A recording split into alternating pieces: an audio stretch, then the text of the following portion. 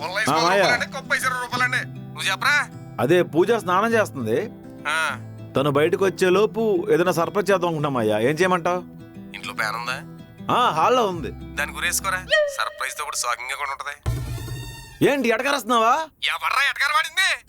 Shop లో బేరాజులు వేసుకుని సలాడ్తో కూర్చుంటే తెల్లారితో అనుకుంటున్నావు నాకు. ఓ పని చేయి, ఆ పిల్ల రెడీ అయ్యేలోపు టిఫిన్ చేయి. టిఫినా?